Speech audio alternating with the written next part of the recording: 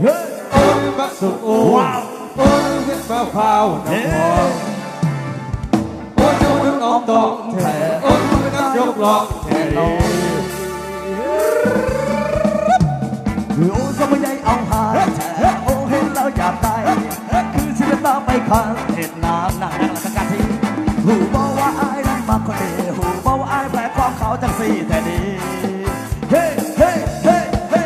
เชิงขอละเทิงเย้าเทิงใหญ่ลูกผู้ได้มาถือใจแทนน้องอันนั้นมาละของแท้บอจากบุญพ่อหรือจากบุญแม่เป็นอย่างไรบ้างละเธอให้หลายจุดหลายใจก็ได้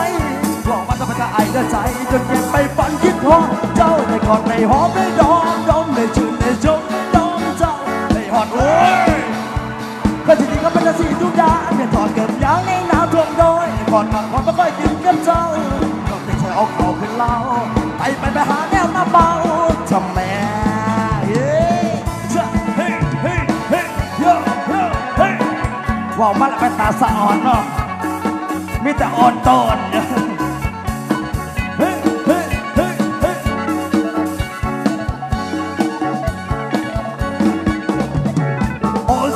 เอาหายแต่โอ้เห็นแล้วหยาบใน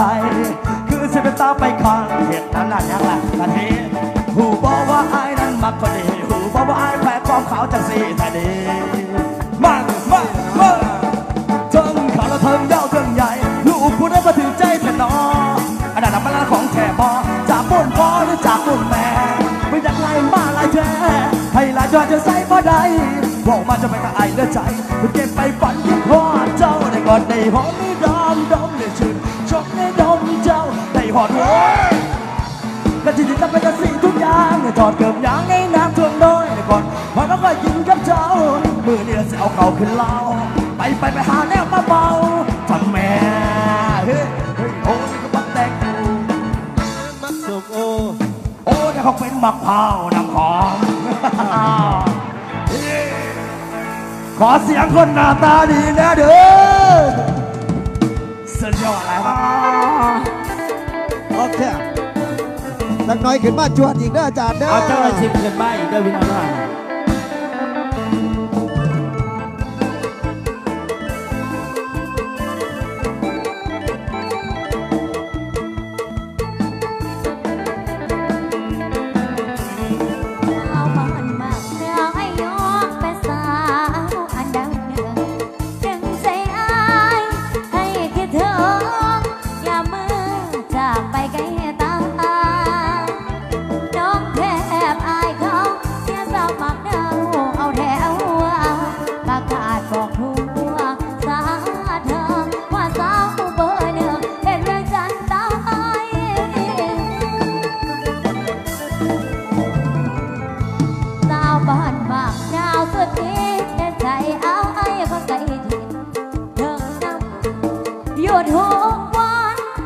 ไฟพันอย่างเบาให้ตายให้ได้ก็ดีน้องบ่ตีอายดอกสายใจต้องจะรอเรื่องที่หายพอเป็นอายน้องก็ซื่นสมงานบุญสลองเจ้าของมาทาน้องดีใจอันนาที่อายประกาศต่อหน้าสังคมบ่ต้องน้อยใจสาดียานบุญบ่สมน้องนี่พ่อตาคงสมแล้วบ่สมอายอย่าทายทอดสาวบ้านมากหนาวสุดที่เห็นใจอายก็ใจที่เถิงยามนอนบ่ได้กินเถิงยังกินบ่ได้นอนว่าใจมันห่วงว่าหาเพียงสายผู้ไม้แค่มอน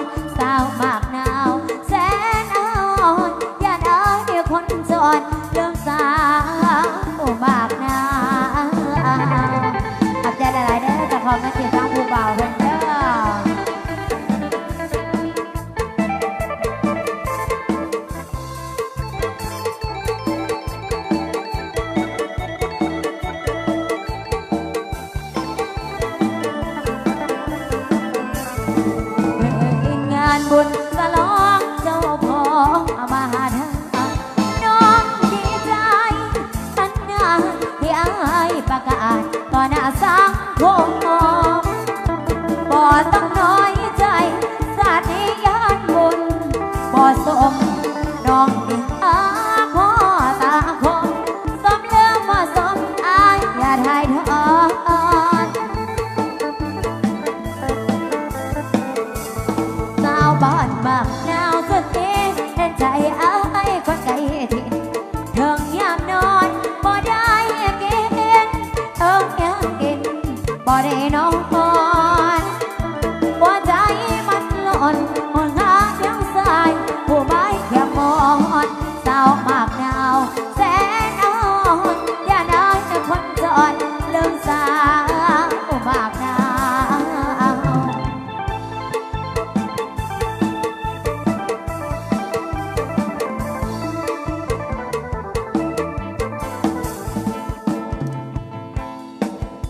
ขอสาวปากทาง เอาปากข้าง สาวลักซี งั้น จะหน่อยจัดให้ เจ้าเอายังหลายเพลงอยู่ที่บนท่านได้จัดกันทยอยจัดไป เอาใจ เรื่อย FC เบอร์10 คนเด้อทาง FC เพิ่นขอมา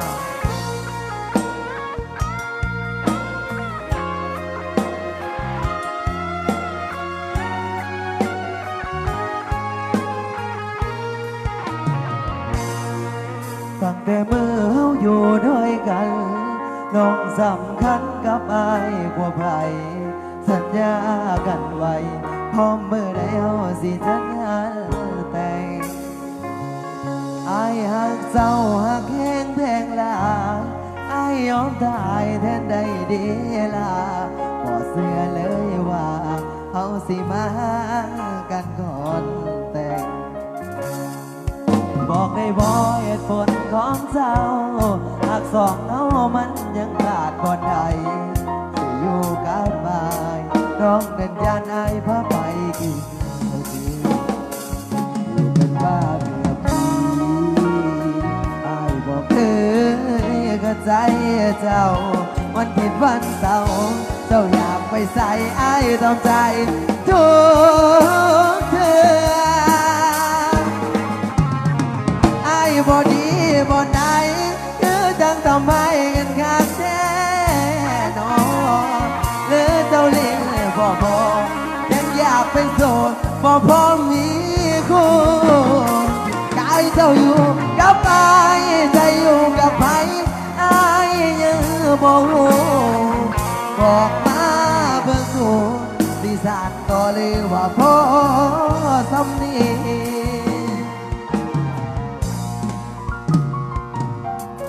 ไอสิโทรหาพ่อกับแม่มาซอยแก้กับสิ่งที่เป็นอยู่หากว่าเฮาบ่เป็นเพื่อนกูไอ้บ่เพิ่นใจเจ้าต่อความรักมันบังคับบ่ได้เป็นฝืนไปเฮาสิมีสุขพอว่าเจ้ายังลิ้นบ่พออาเส้นนี่ต่อสาย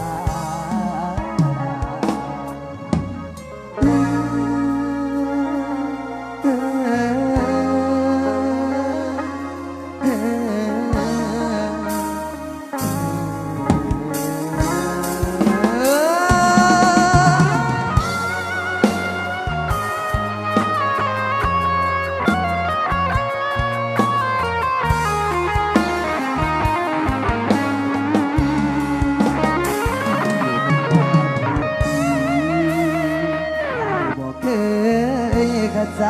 เจ้าวันผิดวันเสาร์เจ้าอยากไปใส่ไอ้ทำใจทุกเทื่อไอ้บ่ดีบ่ไหนคือจังต้องให้กันขาดแท้นอหรือเจ้าลิ้นบ่พอยังอยากเป็นโสดบ่พร้อมมีคู่ใจเจ้าอยู่กับไอ้ใจอยู่กับไผยังบ่บอกมาเบิ่งหนูที่สานตัวดีว่าพ่อสำนี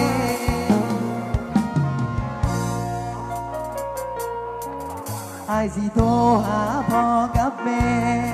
มาซอยแก้กับสิ่งที่เป็นอยู่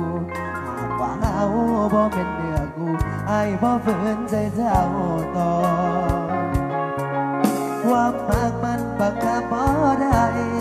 เป็นฝืนไฟเฮาสิมีสุขบ่หากว่าเจ้ายังลิ้นบ่มาเส้นดีต่อสาขอยกเลิกสัญญาพร้อมยกเลิกงานแต่งมอบให้เจโซฟาแล้วเพลงนี้เด้อ เท่าโน่กับเท่ากวางบ้านเราสุริยะเอากับอาถ่าอยู่รถเด้อเท่าโน่กับเท่ากวางบ้านเราสุริยะเมืองจำพอดน้องให้ไปหาเอาและอายุรถเด้อเพิ่นถ่าอยู่รถเด้อ ก่อนนี้ที่คำสะโดดนักวางสองเราร่วมกันสาบานต่อหน้าศาลผูกพันสัญญาวอนผู้ตีสุโธเป็นสักขีพร้อมญาติทุกมาโปรดรับรู้ในคำสัญญาอ่อนจากลามุ่งหน้าเมืองไกลหลักเกี่ยวก้อยกันสัญญาไว้ว่าสิบ่หลังใจยังจำได้อยู่ดีบ่และส่วนในใจโจดจ้องบอกเลยเรื่องเมื่อนั้นยังจำมันบ่หวันไหวและสองเอาหยาบูชาเทียนถูกดอกไปไหว้ปู่ย่านำกันลาไปอยู่ใส่ละจอมควันจะพออันขึ้นมาพอ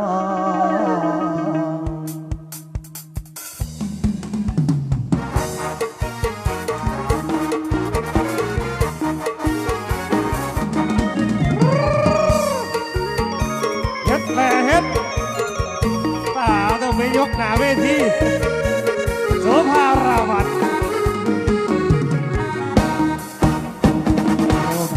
เฝ้ารอเที่ยงว่าข้างห้องก็จะด่าโคกฟ้าเพราะน้องคือคนสำคัญที่รักกันหวานซึ้งกับสัญญาหรือว่าเธอไปเป็นหนึ่งเฝ้าคอยตั้งตาหน้าคำสะโดดกลมเกลื่อนไปบ่อยๆไปหวนแต่เดินนั่งเดินน้ำตาไว้บนเจ้าทวงหน้างานให้เขากลับมาทวงสัญญาอีกทีกูเก่าลูกน้องสายตาบอกก็คงพูดจุดที่มันเงาผู้ดาวไม่มีวันนี้ต้องมาเดียวได้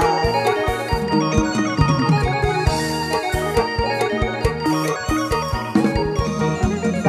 แฟนนายบอกว่าหากใจบอกมีมือกี่ได้ใจแฟนนายบอกว่าใจลอยนั่งคอยคอยใจลอยนั่งคอยคอยเกิดสัญญาถ้าเจอบ่เห็นจงจำพุทธดำคำสะดุดดันไปไว้นานไป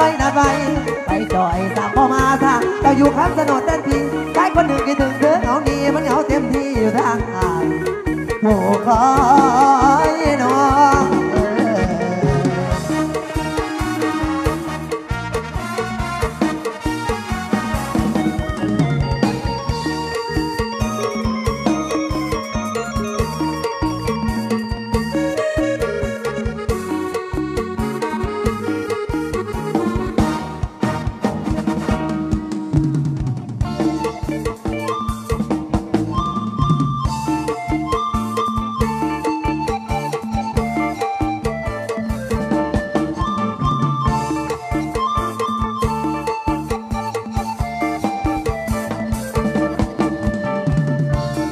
น้องแสงดาวเป็นสาวบ้านนา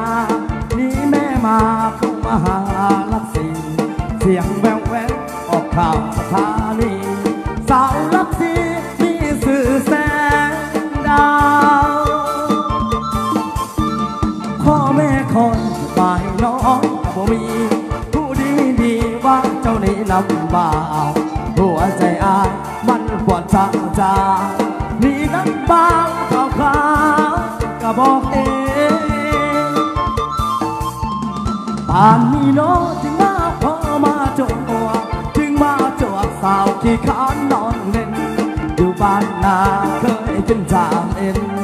บ้านนี้เป็นสาวห้องเบอร์สี่น้องแสงดาวเจ้าอย่าลืมแฟนเก่าไผสิว่าไผสิว่าบ่ดีอายยังหานักหน่วงเต็มที่หากกี่ทีคือสิขาดใจตายจะเฮ้ยเฮ้ยเฮ้ยเฮ้ยเฮ้ยเฮ้ย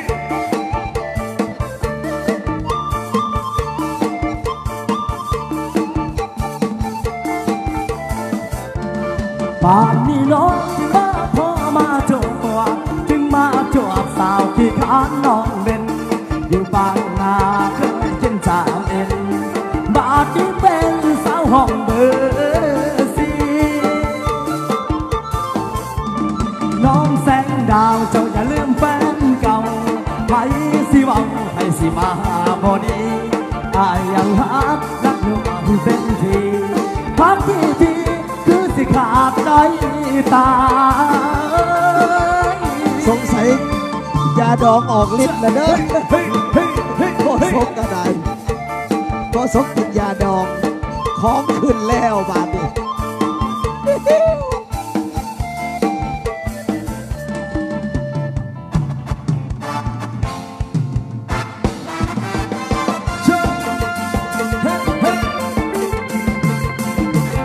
ยาวไปพี่น้องยาวไปเฮ้ยเฮ้ยเฮ้ยเฮ้ยเฮ้ย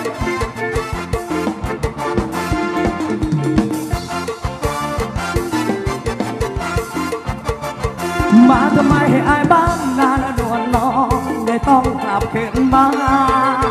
วันจะไปไม่ลานี่นาไปกับหนุ่มเมืองหลวงให้คนข้างหลังนั่งน้ำตาร่วงมันเจ็บในสวงพวกพวงรู้หรือเปล่าละทิ้งเจ้าขาดทายไปเมื่อเดือนเก้าเราสดใสเกล่าวกลับมาทำไมคงจะโดนเขาทิ้งไปหรือไงเจ้าทำหน้าเศร้าตาลายนึกว่าเป็นคนนายไปแล้วน้องแก้วฉันเธอจำได้ไหมเป็นคุณนายกี่วันฉันน่าสงสารจะจริงก็เร็วโอ้ทำเป็นสาวเราเอาใจน้ำตาพี่ไหลใครก็รู้ดี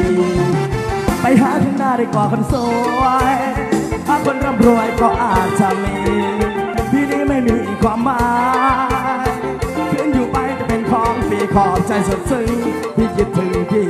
ขอให้โชคดีโทษทีนะพี่ไม่ว่าจ้าเฮ้ย